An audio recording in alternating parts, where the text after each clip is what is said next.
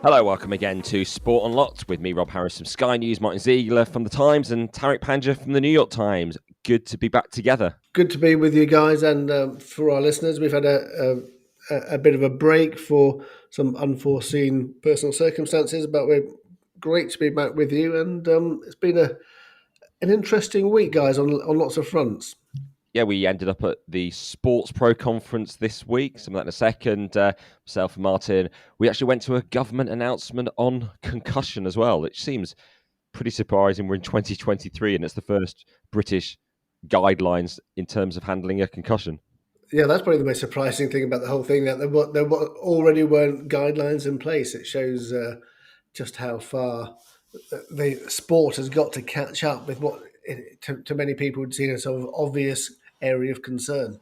Guys, this is a global podcast. I bet even that guidance that the Brits have come out with, I bet you, if we really looked into it, it's probably ahead of quite a lot of other countries. To be honest with you, I think it's an area of sport that's been ignored for a really long time.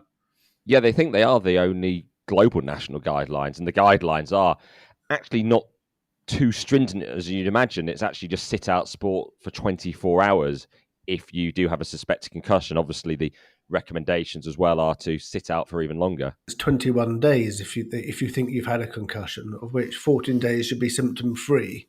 But I think it's at least 24 hours if there's any doubt. But I think you're right. It's only really the USA and the UK which is focused on it. I mean, when you talk about people in world football about sort of concussion trials, they say basically it's just not an issue in other countries. It's just, especially in football, because it doesn't happen that often. Rugby is a sort of different thing because it's head impacts happen all the time. Interestingly, when Joe Biden was in Ireland, one of his speeches he used to say his grandkids played rugby over American football and it was safer for them. NFL has been wrestling safety issues for 20 years. That's even longer than rugby union, rugby league. But it's but safety is very much an issue for all these sort of impact sports because legal actions are ongoing. Actually, interestingly, one of the people at the concussion announcement, the person who drafted the guidelines or chaired the group, is actually one of the most significant figures in sport you've probably never heard of. The surgeon who operates on Neymar and Gareth Bale and others. Yes, Professor James Calder, who is an orthopaedic surgeon, had a very interesting career. He also led the government's committee in returning sport after the pandemic. It's interesting they picked an orthopaedic surgeon, Martyn, to do something on head injuries. Was there a reason why? I thought he'd probably be someone who looks at ankles and knee joints rather than head injuries, or is it because he's someone who's familiar with how sport works as well? Yeah, I think it's because his experience in sort of leading the decision making and returning to sport during the pandemic. That's sort of why he was thrust into that position. But actually, he's as well as doing all the ankle and knee operations on players for Real Madrid, Barcelona, PSG, rugby union teams. He's also used to be a former soldier. Used to be an infantry officer, medic. I think served with special forces in Iraq and Afghanistan as a medic. So, yeah, it's a fascinating career. All the hallmarks of future guest of pod there. See, certainly an interesting character. And one of the other people actually down at this launch, which was on a five-a-side pitch in London, was the sports minister, Stuart Andrews. So it was a chance to talk to him as well about the latest in Russians in sports.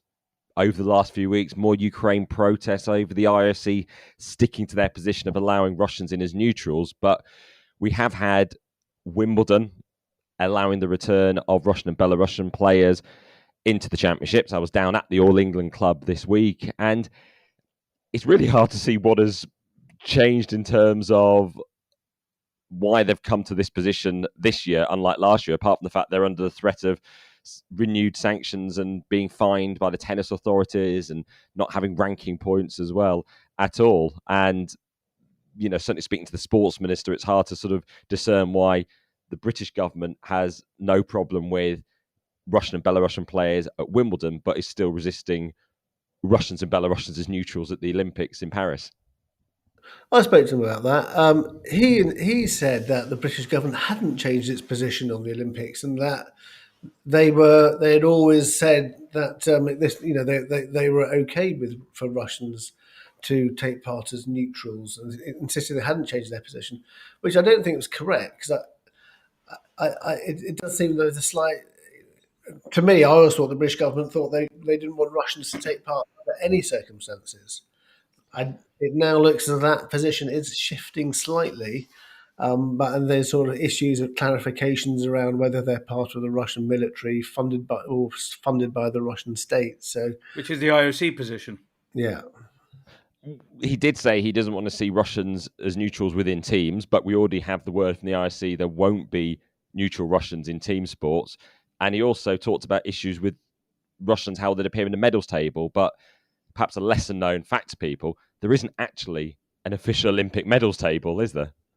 No, it's a broad cut. But the change of tone is pretty obvious there, isn't it? If you look at those statements that we've been getting whenever these meetings take place, and there were those sports minister meetings a few months ago as well, this seems to be clearly a move away from those more hard positions, isn't it? I suppose we have so many sports ministers, there might be another one along soon who have a different opinion.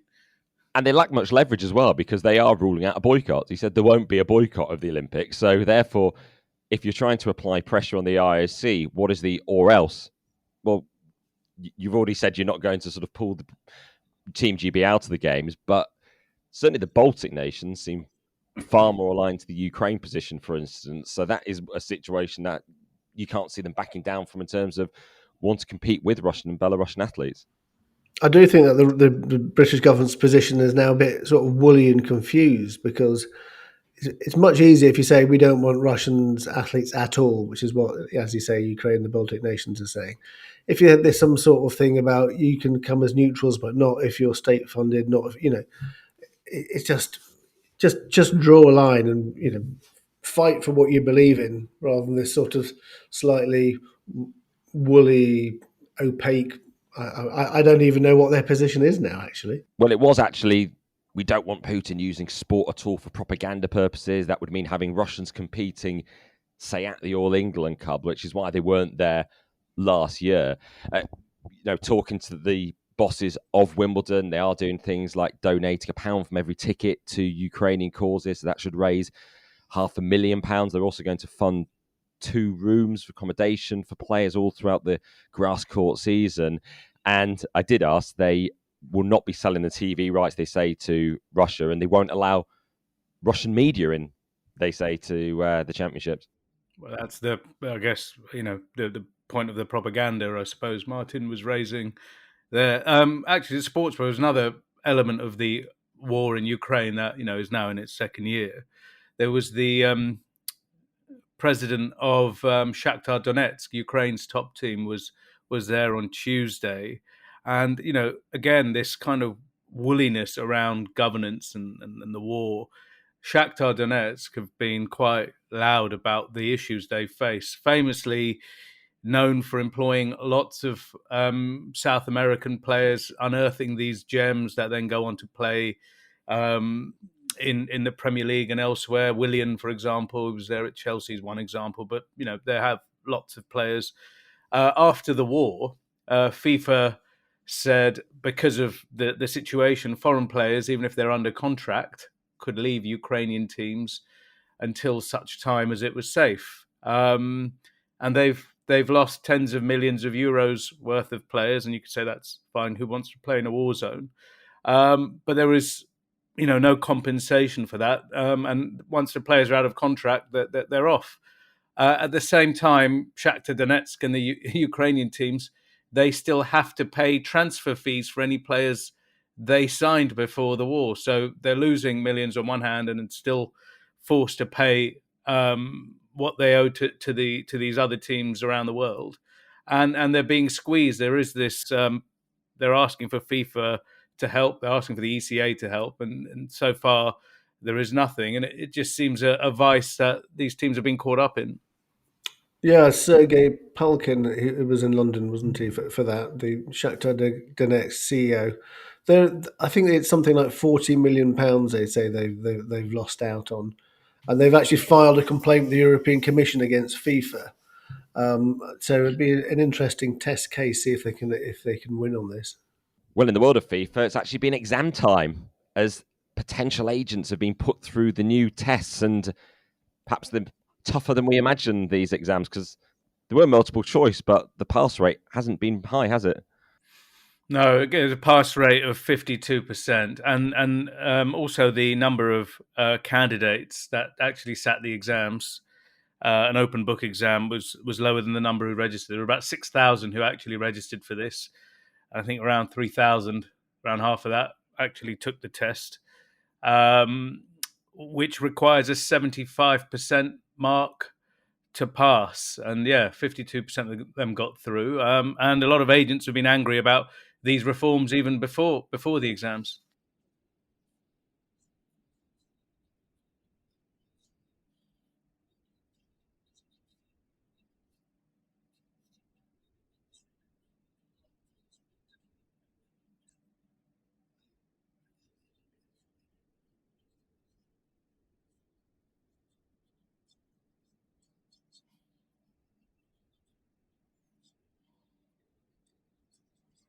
Yeah, I think there is a well, they go with the textbook and that you're supposed to study.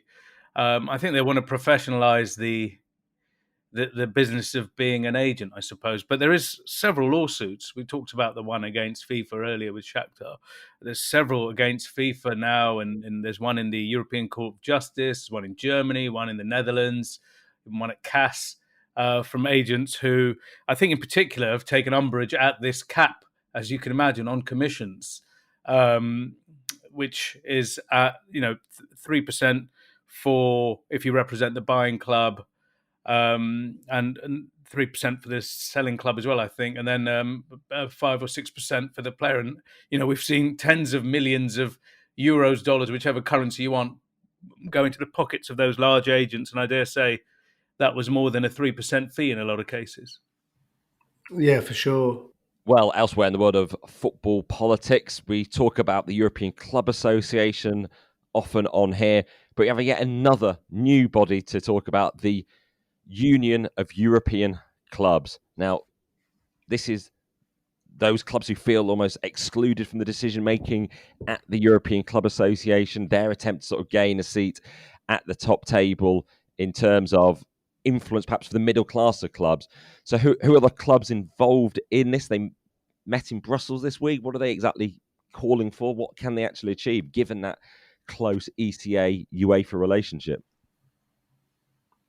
Well, no, Steve Parish from Crystal Palace was there. I mean, I'm not sure if they officially joined yet, but he was certainly one of the people there. It's fair to say it's been funded, at least in part, by Javier Tebas and La Liga. And I think that, I don't know, from an institutional point of view, from a kickoff point of view, the idea that your backing is from this league and from Javier Tebas, just after he's left the European leagues, I don't know. Does that suggest, is there enough independence and separation from La Liga and Javier Tebas for this group that is supposed to be representative of all of those small and medium teams that are not in the top level European competitions in the ECA, I guess? Wasn't this the same Javier Tebas who a few weeks ago was talking about the Super League exists? It's the Premier League, and yet now he's happily embracing the likes of Crystal Palace and the Premier League to help bolster this new body. I think it's a strange one. I mean, you can see why that there are lots of. I mean, Steve Parish has spoken often about his dissatisfaction that around the way UEFA sort of organises the Champions League and the way it distributes its money. And he basically thinks it sort of props up the established clubs, and actually there should be a much greater sort of financial distribution around Europe. And I'm sure there are lots of other clubs who feel the same. So maybe this will give them a voice. But as he said, it probably needs to be independent of a European league. Otherwise, that doesn't really make sense. Yeah, Parish was quite interesting. He talked about the chance for teams to dream, fans to dream that their team could make it through to one of these competitions, win a trophy one day, and that is what most. It's a nice feeling, isn't it? And they talked about jeopardy as well. And I think most of us would agree football is best when there is jeopardy and the chance for new teams to win competitions. But by doing that, he took a pop at this coefficient that UEFA uses, and I think there is something to be said for that. But all of that day, that the launch, a lot of it was just talking about money, wasn't it? It felt like it's just to talk about give us more money, and the things that we would, 5% or 10%, is that going to move the needle when it comes to having new teams competing, balancing the playing field, not having the same winners, or it just gives maybe just a bit more money to the owners of more teams? Is that it? You've also got to sort of look at their tactics and work out how they're going to exert pressure, because if we look at the launch, yesterday it got some coverage, but Tariq, did you cover it? I noted it on social media. Not in print. Martyn, did it make the Times? It did make a small piece in the Times, just because from what Steve Parish was saying. But I would say, I think, as I said, Steve Parish hasn't even officially joined yet. No, we don't know. We don't know who's officially joined it. I would say there are some really good people behind it, though, or people involved in it, like Gareth Farrelly, for example, former Everton, Aston Villa player turned lawyer. If you meet Gareth, he talks really well about some of these issues, and it's good to debate issues that that would affect more clubs, more fans. It's probably good. Whether having more and more bodies having a seat at the table, I don't know. But also, I guess it then exerts a bit of pressure on the European Clubs Association to represent the voices of small and medium clubs, which they would say they have been doing increasingly. So maybe some of this does have an effect. I mean, the ECA does have HJK Helsinki's chief executive, Aki Rihelati, a former guest on this pod, as its vice chairman. So I suppose they can claim that they are giving a voice to the smaller clubs. But I think obviously there is this issue around money. And, we are at a situation now where UEFA has to decide how it distributes its money from next season. And this coefficient funding, 31% of something like of the TV money, the market pool, is distributed based on your performance in Europe over the last 10 years, with a sort of bonus depending on how many times you've won the Champions League or the Europa League. It's so you can see why people think this is just helping the established clubs. Yeah, you just wonder how much they can actually galvanise the fans. Because I got no sense this new body was sort of talking to the fans in the way you sort of communicate in a mass way over Europe, by holding it in Brussels and things like that, rather than sort of key things in domestic markets. But it seems if you're going to apply that pressure, you need to actually get the masses involved and get them, rising up. We've seen some countries, Germany, huge banners against the likes of UEFA and some of the sort of football leadership. But it can seem an intently sort of political lobbying group. So you question its sort of chances at success, or maybe it's just about sort of chipping away and getting more of a say within the ECA. Rob, you mentioned Germany there, and you're right. I mean, the fan culture and the kind of interest in these issues seems to be more consistent and less fleeting. Obviously, when the Super League was on, we had, images of fans in England, for example, going en masse and protesting outside stadiums during, I think it was during COVID as well, and the game at Old Trafford being stopped. But it was a moment. I think in Germany, there is that consistency of the fan base. And there was a story this week where Dusseldorf, a team in the second division, have got this new idea where they're going to give free tickets away to supporters, starting with 3 games next season. They said sponsors are going to pay for this. It's a new way of attracting sponsors, and eventually, the plan is for fans to not pay at all to go and watch this football team, and it will all be covered by the sponsors. And the idea is the football club belongs to the community, and which is taking us all the way back to the roots of all these clubs. To be honest, they're rooted in their community, and Dusseldorf, which plays in a stadium that is far bigger than the 24,000 they regularly attend, expect to have a full house every week. 60-odd thousand people cheering on their team, and maybe more success as a result of that. Very interesting project. Yeah, you do wonder, in terms of free tickets, whether if it wasn't for financial fair play, any of the state-owned clubs would do that. In England, whether it's Newcastle, Manchester City, would that be sort of gaining goodwill from their fans? But additionally, one of the issues, if you give tickets away, there's less incentive for people to actually go to the games, isn't there? As we, you can maybe skip the women's game. Yeah.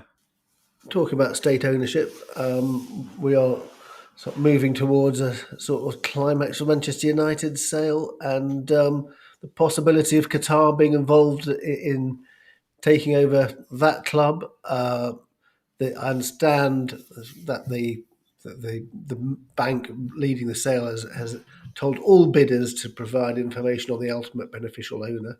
And so whether that is the state of Qatar bidding, or whether that's Sheikh Jassim's father or him himself, that's something that needs to be provided. And Christian Purslow, the Aston Villa chief executive, gave a really interesting interview, I thought, to Beth Rigby on Sky News, Rob, in which he sort of made clear the concerns the clubs have about the sort of state ownership, or effectively Newcastle United by Saudi Arabia, Manchester City by the United Arab Emirates and Abu Dhabi. And if there's going to be another one, is it just going to be a sort of battleground for Middle East states in English football?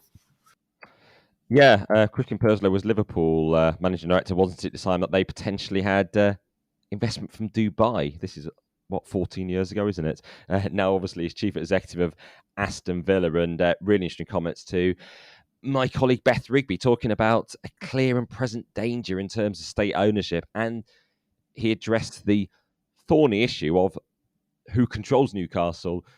For those less familiar, they are owned by the Public Investment Fund, the Saudi Sovereign Wealth Fund. The Premier League approved the takeover in 2021, saying they had legally binding guarantees. The Kingdom didn't own Newcastle, but then in the United States, in the court case relating to Liv's ownership of the golf series and the battle with the PGA, they said actually they shouldn't have to give evidence, they shouldn't be party to the case because they've got to state immunity as a state sovereign wealth fund.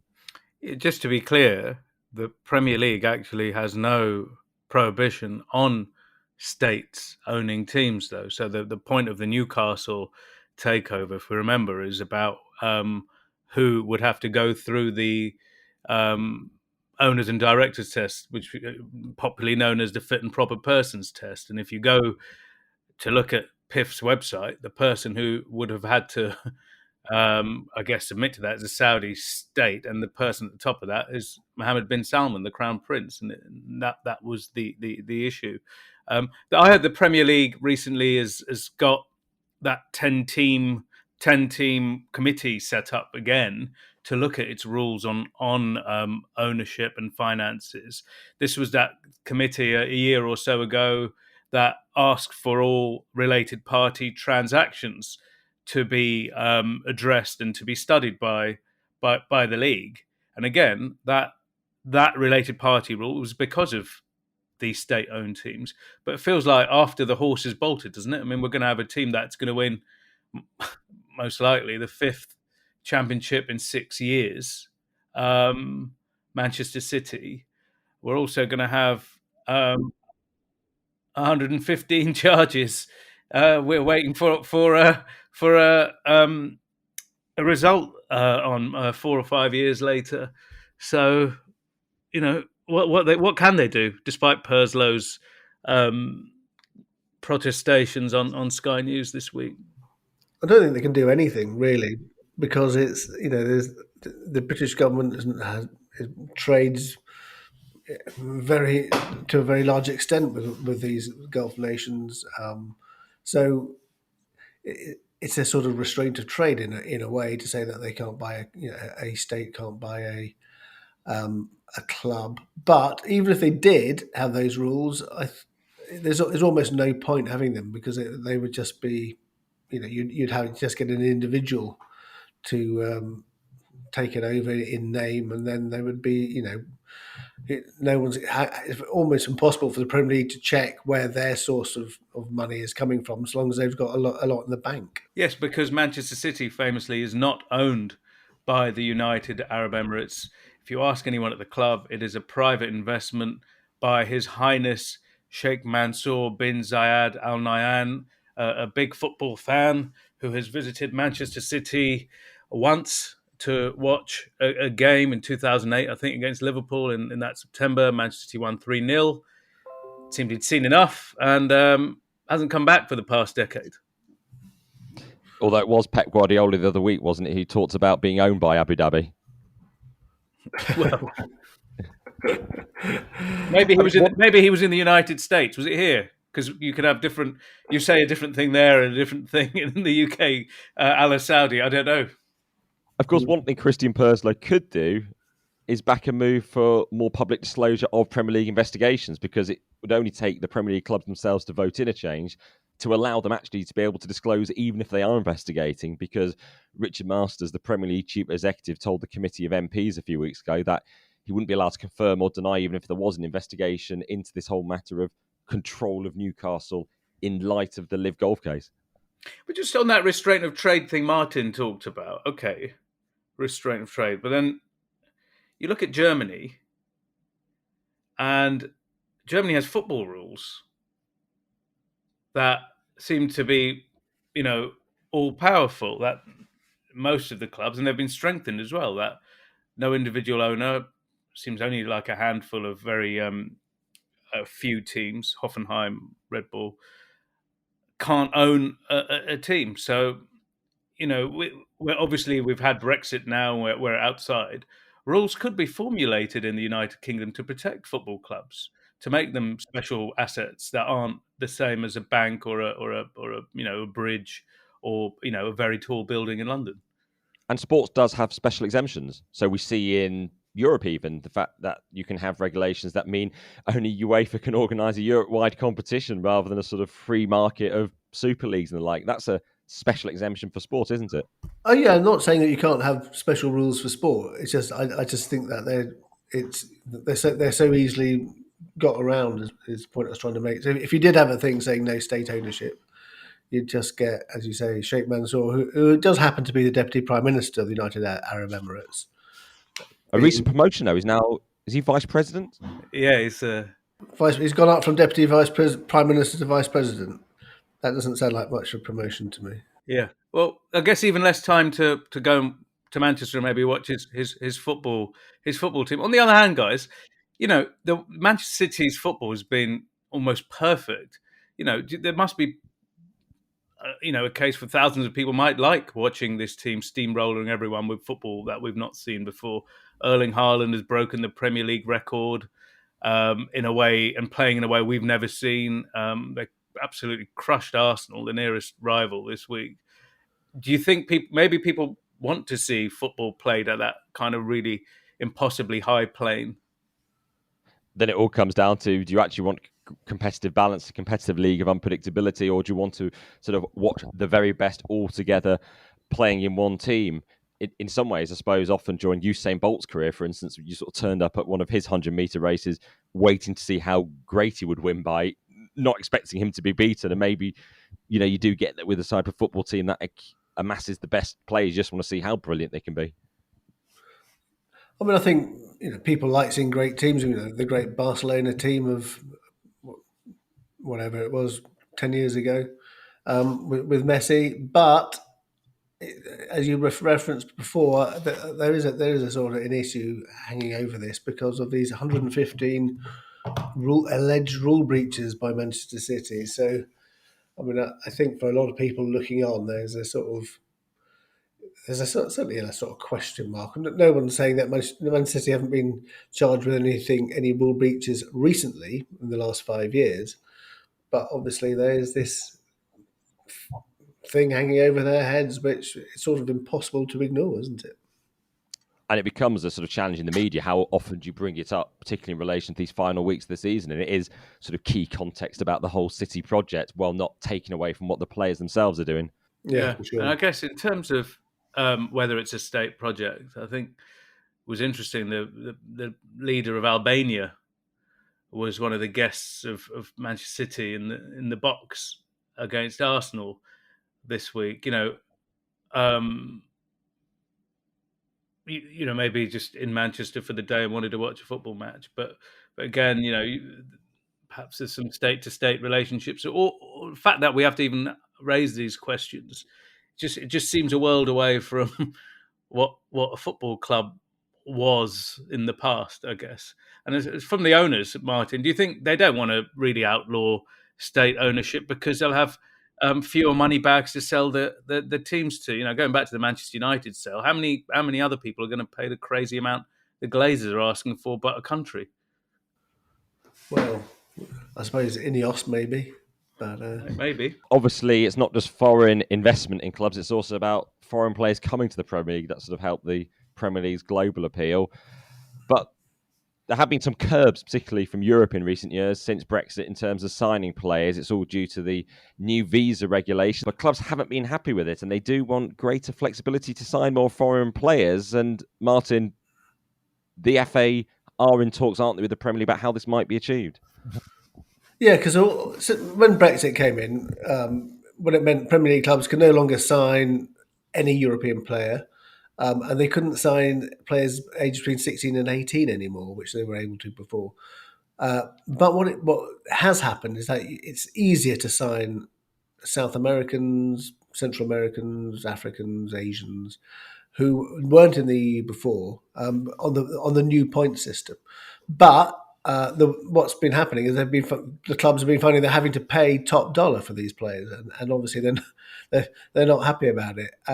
What they want is some sort of ability to sign promising young players who haven't got the points, but they can be developed. And the FA has proposed the Premier League clubs a sort of incentive system where if you give English players